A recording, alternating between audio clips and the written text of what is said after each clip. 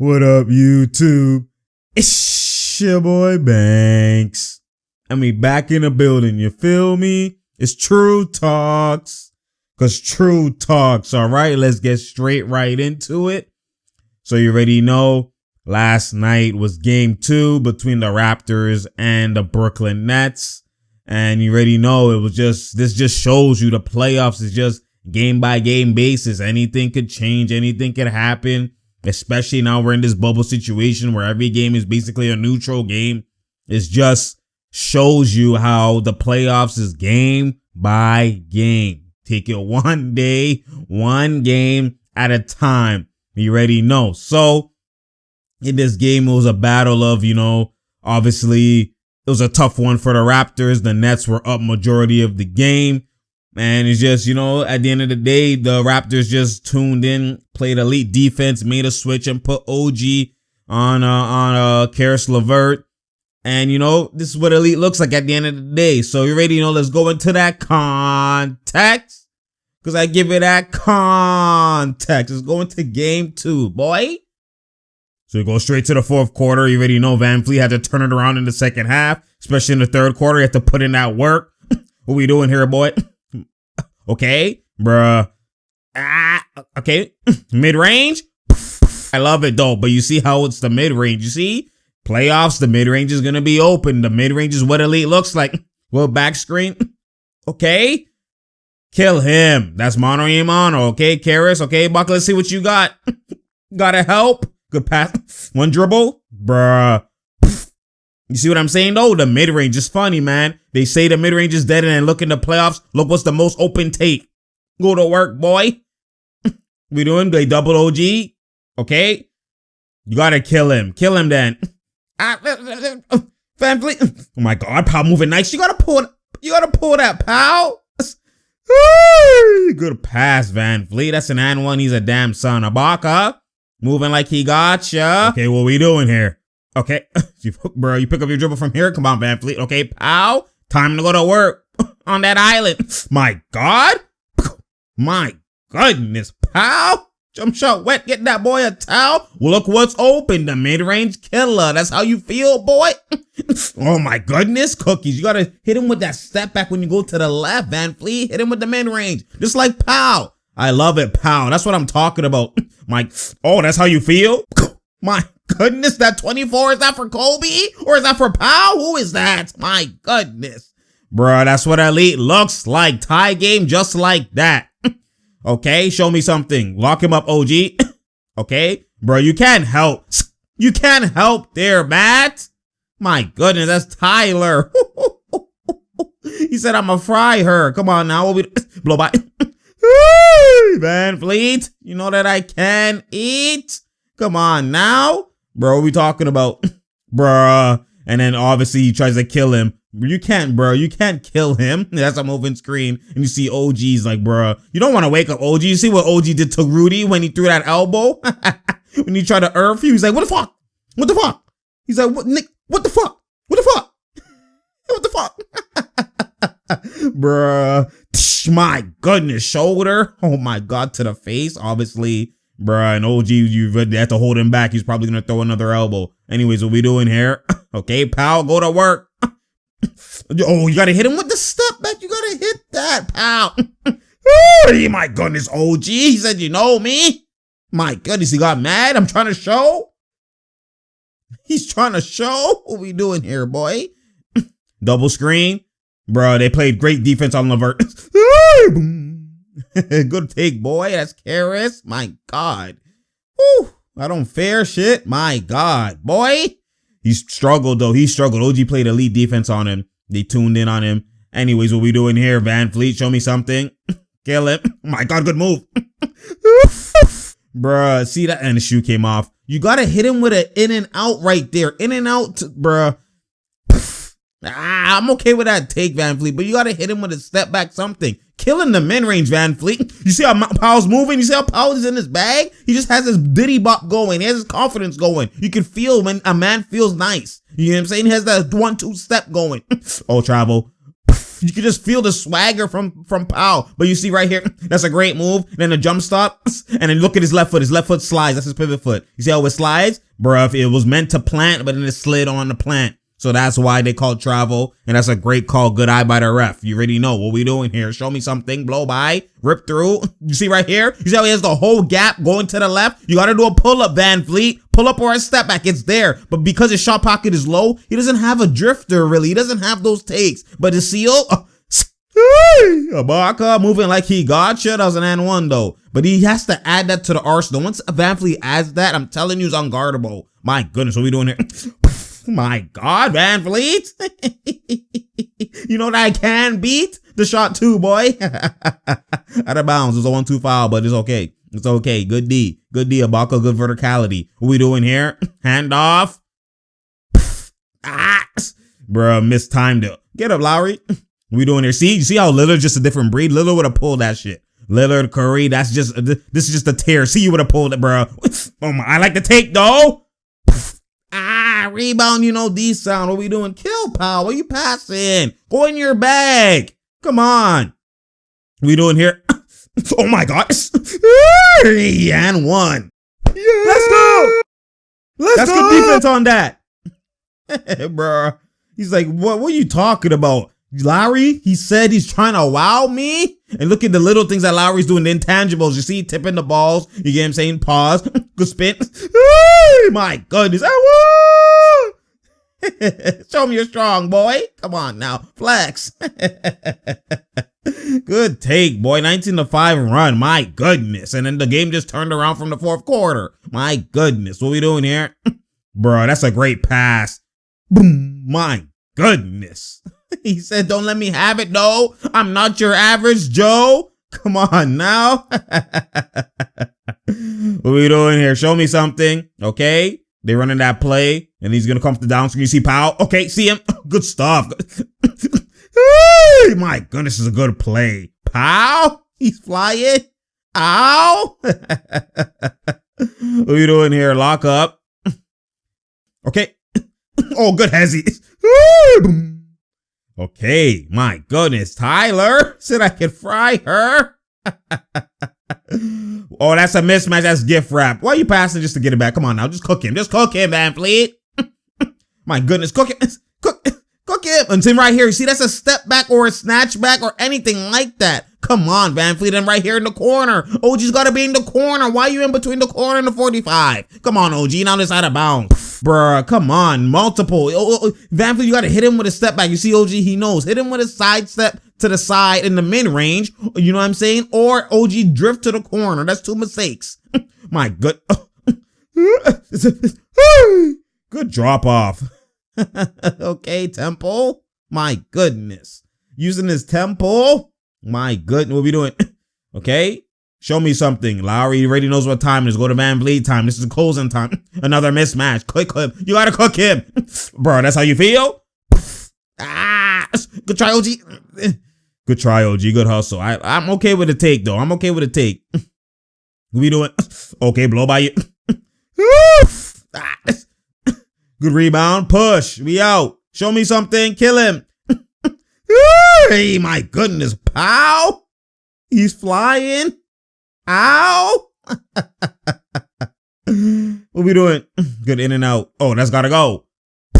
My God, Levert. He tipped it. Get it. Levert just struggling. What we doing, Lowry? Show me something. Okay, push it. My goodness. Don't kill yourself, man. Good way to draw the foul, though. You can see Van Vliet and Lowry, the duo. You know. I applauded, though. I told you. Yes, sir. That was good. Let's set the bar. Let him know, my God. Hey, my goodness, this has to be the contact. Oh, my God. Pow. He's flying. Ow, my goodness. That's bruh, Crooks. Punch on his bean, man. Powell played elite, man. Bruh. What we doing here? Good D. OG's playing great defense. Oh, my goodness. What we doing here? Rip through. Okay, bruh. That's a light call, but, you know, he got him a little bit on the arm. A little bit, Lowry, a little bit. You know, Lowry don't agree with nothing. You already know. He's like, bruh. He's like, nah. What are you doing here? Okay. My goodness. My goodness. Great defense, OG. Okay, Pascal, you're back in the game. Show me something. Bruh. Good pass. You gotta hit that OG for the boy. Okay, what we doing, man? Only a 6-point game. What we doing? Okay, show me something. Okay. Good pass. One more. That's got. Ooh, good move, Tempo. Good rebound. Oh, good hustle. That's a great move, Tempo. My God. Bruh, the Nets team is going to be solid when they're fully healthy. Come on. Oh my God. Get step back. Yo, come on, Van Fleet. Oh my God. Pow. He's flying. Ow. Bruh, Van Fleet, the mid-range crate. That's what I'm asking. What we doing here? Okay. Kill him. Oh, good pass. You helped. My goodness, Lowry sleeping. He said, don't let me have it, though. I'm not your average Joe. Come on, now you know we can shoot. That's a mistake. What we doing, Pascal? Bruh, good way to draw the foul, but the mid-range, too. It's like, I don't, bruh, come on now, man. You see what Boston's doing. Y'all, come on. What we doing? Good tip, Pascal. Great defense. They put Pascal at the center, and he played elite defense right there, man. That's a good option. They haven't done this often, but look, cook him in the clutch time. Okay, but mid-range, Pascal. What? Bruh, now you get double, bruh. Now you just sus. Pascal, the closing ability. Really? Come on now, and you up. You gotta just pull it. Be confident. My goodness. Wide open. Good rebound, though. Come on, Pascal, man. That's atrocious. Now they're switching. Now they say no Pascal. Van Fleet. Close it. Hit him, step back. Yo, just no creating ability. Come on, yo. Bruh, and then TLC. My goodness. He said, I got that TLC. Pause. Bruh, come just like that, and now they switching. Pal, you close. Now Lowry's turn. So they went Pascal, palm sweaty, sussed it. Van Fleet, palm sweaty, sussed it. Now it's Lowry. Show me something. You better close. You're up 3. Can y'all create? Oh, you want a screen? Okay. He wants the average Joe on him. Cook him then. But really, y'all? Bruh. Yo, you guys didn't even get a shot off. Are you serious? This is the closing ability? Bruh, come on now. That's atrocious, man. What we doing? Inbound? Average Joe? Elevator screen? Nope. What we doing? Okay. Bruh, terrible. That's atrocious, man. My goodness. Thank goodness this team is not elite. Obviously, without their missing pieces. But come on now, man. Oh, they didn't call foul? My goodness, bro. He's like, you see his cheeks. Yeah, that's a push, nigga. You gotta push me out of bounds. You gotta call that. Fuck. Fucking bullshit, Brian. That's terrible. I'm good, man. I'm done with you. He's like, bruh. He's hella cheese, bro. Like, god damn. Fuck. And you can see Joe is clearly cheese. This can't be the reason why you left the bubble. Come on now. This can't be the... Look at Lowry. And that's Game Boy on Nintendo. Bruh. So that ending is just atrocious, man. That is obviously not a good sign when I look at it. The closing ability, like they struggled with the Nets. And this is while they're up. This is not even while they're down. You know what I'm saying? So like closing is clearly going to be an issue for the Raptors. You know what I mean? Like the fact that they reacted like they had so many opportunities just to get something, then you don't even get a shot off. That's actually atrocious. That's just that. I don't like seeing that at all. I don't like seeing that's terrible. At least get a shot off. You know what I mean? Like the fact that man's had their own time to ISO. This just shows you, like I said, this is going to be their issue, especially when you go to the second round and you might be potential to face Boston and then Milwaukee or the Heat, like these actual elite, good contending teams with actual defense, and you need to shot create. And this is, we can't do this versus the Nets. We can't shot create versus the Nets. Only one was Powell. My goodness. And this is what we've been saying from time. Pull up, mid-range, pulling gaps, all those type of things. And it's Powell. The one who has a shot created is the one who has the most points in the fourth quarter and the one who's carrying and getting buckets when it matters. You see what I'm saying? You see, that's why when I true talks, you listen. I try to tell y'all what the elite separation is. My goodness. Now, can Powell do that in big games versus big teams? You know what I'm saying? And like all that type of stuff. But like, maybe this is potential to where they need to start looking at, you know what, Powell. And Powell also, when he gets it, to be more aggressive. I like when Powell's hella aggressive. Even if he's missing a 1-2, I don't care. As long as it's a solid take, especially when defense has elite, he's going to have to step up. He's going to have to step up. And that's a good positive from seeing this, was that Powell was actually able to shot create and do a 1-2. The man did a post fade when the clock was dying. He did escape dribble in the mid range, or dribble pull up, going to the paint. Like, he brought out the bag. And this is what I like. This is what I try to tell y'all, man. And like, bruh, the thing is, can we rely on Powell to do that consistently? Is Powell gonna if he's not feeling it, shy away and be like, here you go, Van Fleet, here you go, Lowry, etc. Because the fact that he was eating and he gave it to them, obviously the play was for them to do it or whatever, but you wave them off and go ahead. Especially that we know how the game's been going, wave them off and go ahead. But again, the negative for this game is, like I said, was just the fact that down the stretch, being in a tight game is not an issue. Remember, it's a series. People are gonna adjust. They're gonna play better a different game and play better a different game. Like, it's a game by game. That's why the playoffs is such a high intense type of atmosphere, because again, everyone brings their best, and when you bring your best, every game is gonna be different. You know what I'm saying? But again, my main issue, like I said, was the closing ability. That was atrocious. It's just the Nets were extra atrocious because they have nobody. So their closing was fugazi. And the fact that it was still a tight game, you didn't even you basically nice them by missing. You know what I'm saying? So when I look at it from that perspective, that was atrocious. And I didn't like to see that. And then another thing was also the fact that, again, Pascal, this is a problem. You have guys like Jason Tatum, who hasn't run a ring, Jason Tatum, who hasn't been a number one option, all that type of stuff. And this is what he's doing. 32-30. Like, he's dropping buckets with defenders with lengths like Thibault and all these extra other guys. You know what I'm saying? Like, he's actually going to work. Why? Because he can shot create. Because he has unlimited arsenal. And then Pascal, 6 for 14, 4 for 13. Like, again, people are just going to say, you know what? He did this. He was 18 and 11, or he had this and he had this and he had that. And at the end of the day, I'm looking at it. If my number one option is literally like the 4th top scorer, that's atrocious.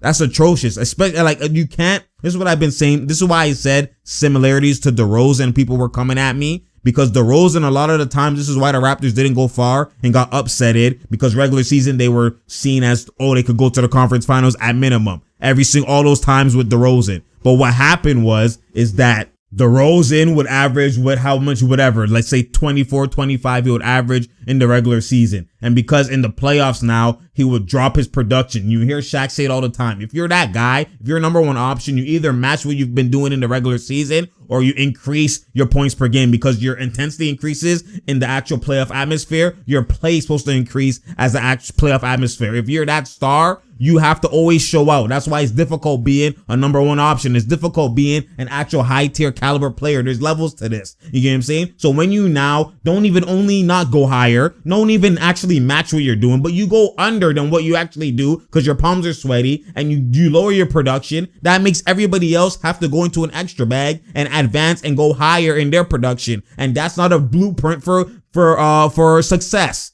That's why you see all the stars always rise their level of play, because the role players are role players for a reason. They might have a game here and there that they're good and have a game here and there that they're bad, as opposed to the stars supposed to show out every single time. Even if he's bricking, he at least has aggression. At least he's taking those shots. At least, he'll take the efficiency hit for nicing and drawing the attention, and then nicing you guys, being aggressive. You know what I mean? All that type of stuff. And then the role players can step up when needed. But Pascal is doing the same shit that DeRozan was doing. Now, once the playoffs come, lowering his production hella, from going from 20, 23, 24 points per game. Now he's doing like the teens. And I'm not saying you have to snap every single time. It's about the way his aggression is. You can see that he shies away a lot of the time, and he goes in deep droughts where he doesn't even really attack, or he doesn't even really go to work, or he doesn't even really do anything like that. Then it's like you see the third quarter Van Fleet going to work and snapping, and then Powell going to work in the fourth and snapping, and then Pascal's not really doing anything. I don't even think he had a point in the fourth. It was just the free throws when he attacked and even missed the free throw. You know what I'm saying? So again, And the only reason why I'm bringing scrutiny to Pascal's because this is, I'm showing y'all the red flags coming into the actual contending series. That's what I'm showing you. And like I said, when it's time, when you get praised and they praise and we don't need Kawhi, we're better off with Kawhi and all this type of stuff, and you get that bag like you're a Kawhi and all that type of stuff. Now you're in that echelon and I scale you and rate you accordingly to that type of scale.